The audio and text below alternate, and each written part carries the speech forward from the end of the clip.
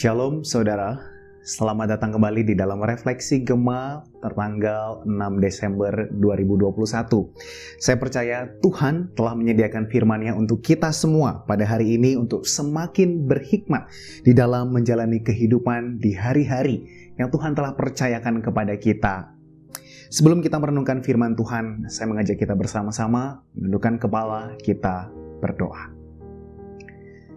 Tuhan, kami bersyukur di masa menjelang akan peringatan tentang kelahiran akan Tuhan Yesus Kristus yang menjadi manusia, kami boleh diberikan kesempatan untuk kembali akan mengecap akan firman Tuhan yang menolong kami juga semakin berhikmat seperti anak-Mu yang tunggal, yaitu Tuhan Yesus Kristus.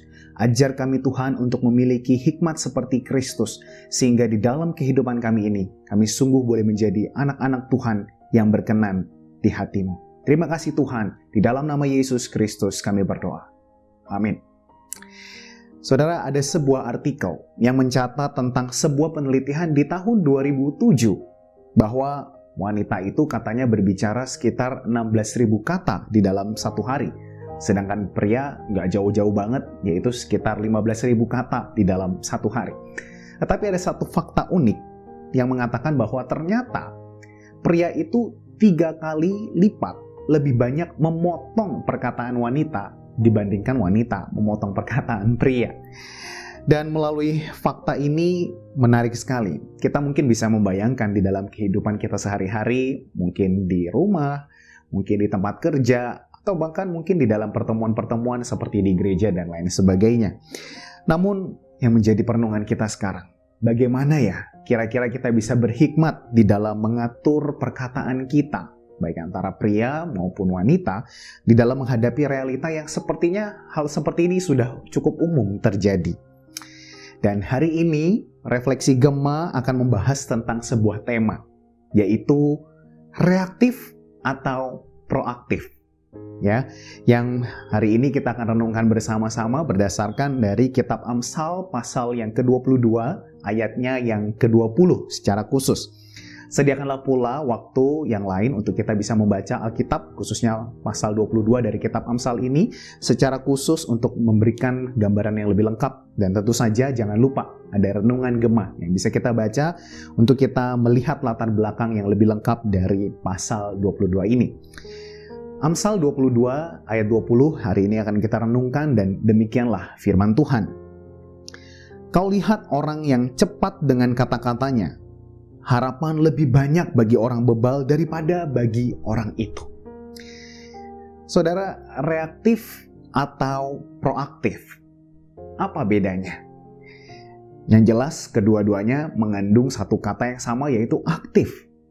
Tetapi yang satu itu aktif karena cepat-cepat saja langsung mengambil sikap, sedang yang satunya memberikan sebuah kesempatan bagi diri untuk dapat memproses apa yang sedang terjadi dan kemudian dapat memberikan sikap yang jauh lebih tepat.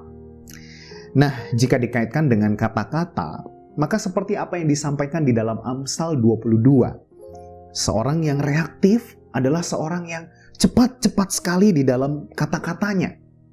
Dan menurut penulis Amsal, orang-orang yang bebal bahkan punya harapan lebih banyak daripada orang tersebut.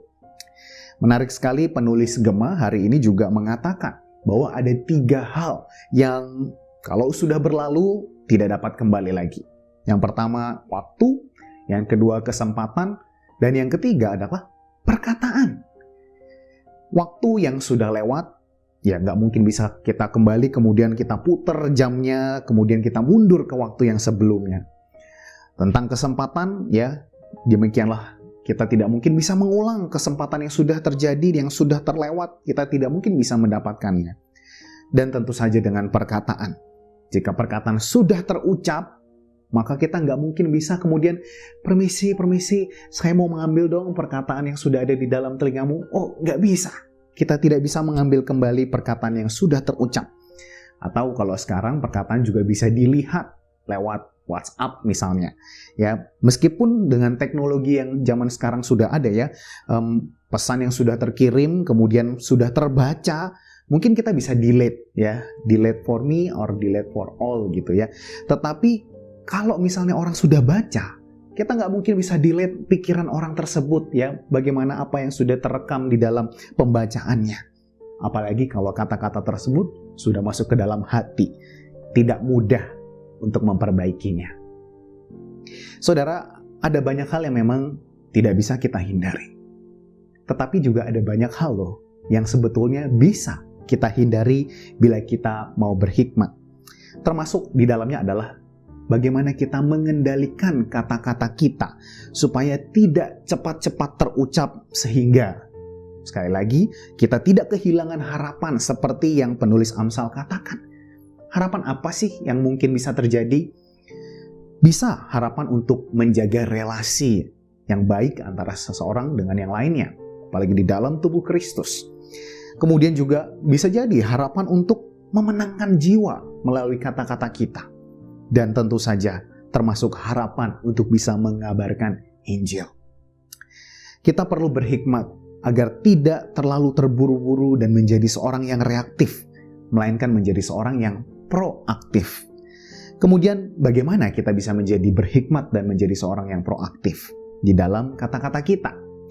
Seperti tips yang diberikan oleh penulis Gema, di sana dikatakan, perlu sekali kita sebagai manusia menjadi seseorang yang sadar akan keadaan kita dan kemudian tidak mudah terpengaruhi oleh keadaan atau situasi yang baru saja terjadi.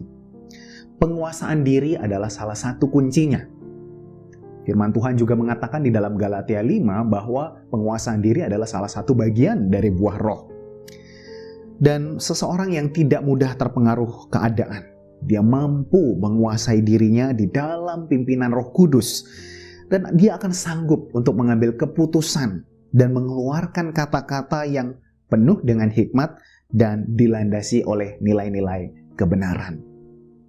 Namun satu hal yang juga menjadi teladan dari Rasul Paulus di dalam hal mengambil sikap dan menjalani kehidupan adalah seperti yang ia tuliskan di dalam Kolose ketiga ayat yang ke-17. Demikian firman Tuhan. Dan segala sesuatu yang kamu lakukan dengan perkataan atau perbuatan, lakukanlah semuanya itu di dalam nama Tuhan Yesus. Saudara, ini bukan menjadi sebuah mantra, tetapi ini adalah sebuah kesadaran yang perlu untuk kita proses terlebih dahulu bahwa apa yang saya katakan, apa yang saya perbuat, itu adalah segala sesuatu yang sesuai dengan kehendak Tuhan kita, yaitu Tuhan Yesus Kristus. Saudara, apapun yang menjadi karakter atau kebiasaan kita, Tuhan telah menebus kita bukan hanya untuk menyelamatkan jiwa kita, tetapi Ia juga menebus karakter kita. Itu sebabnya Ia memberikan juga Roh Kudus yang memimpin kita kepada kebenaran. Dan kebenaran itu mengubahkan kita menjadi serupa dengan Kristus, menjadi ciptaan yang baru yang berkenan sebagai anak Allah, sebagaimana Allah memperkenan Tuhan Yesus Kristus. Maka saudara, di dalam refleksi yang singkat ini, saya mengajak saudara sekalian, mari kita mundur sejenak dan memeriksa akan kehidupan kita. Apakah saya belakangan ini tanpa sengaja telah berbuat atau mungkin berkata-kata terlalu cepat sehingga saya lupa bahwa hidup saya ini adalah utusan, adalah perwakilan dari Tuhan saya, Yesus Kristus. Sehingga ketika kita berkata dalam nama Tuhan Yesus, maka segala sesuatu yang kita lakukan di dalam hidup saya, ada Tuhan Yesus yang hadir dan Ia nyata di dalam kehidupan kita. Apakah di dalam nama Yesus kita sedang memperkatakan ini dan itu?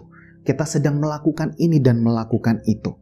Marilah kita bersama-sama mengingat, jika bukan Yesus yang menjadi Tuhan kita, mari kita bertobat. Meminta belas kasihan Tuhan untuk kita mulai kembali mengingat lagi, mengisi diri kita dengan firman Tuhan, merenungkannya sehingga firman itu ada di dalam diri kita. Kita memperoleh akan pikiran Kristus, sehingga kita tidak hanya mampu memperkatakan firman, tetapi juga mendemonstrasikan akan hati Tuhan Yesus ketika kita berbicara kepada siapapun yang kita jumpai. Sehari lagi lebih berhikmat, Terpujilah Tuhan buat firman-Nya bagi kita. Selamat bertumbuh, selamat berbuah, dan selamat menjadi murid-murid Kristus. Amin. Mari kita berdoa. Tuhan, terima kasih untuk kebenaran firman yang Tuhan boleh titipkan untuk kami hari ini. Lidah kami mungkin tidak bertulang, dan mudah sekali untuk kami bergerak dan melakukan apapun dan mengatakan apapun yang mudah sekali untuk mendukakan akan hati Tuhan. Kami mohon kiranya Roh Kudus boleh menolong kami sehingga seluruh pikiran kami ini boleh diarahkan untuk kami menjadi perwakilan dari Tuhan Yesus yang namanya kami sembah, kami puji, dan kami tinggikan. Sehingga di dalam perkataan kami sungguh ada berkat-berkat yang terucap yang menguatkan dan bahkan mengabarkan akan sukacita Injil daripada Tuhan bagi kami semua. Terima kasih ya Tuhan, ampuni kami akan kesalahan kami, kuatkan kami dan mampukan kami untuk menjadi berkat di dalam perkataan kami. Dalam nama Yesus kami berdoa. Amin. Tuhan Yesus memberkati saudara sekalian.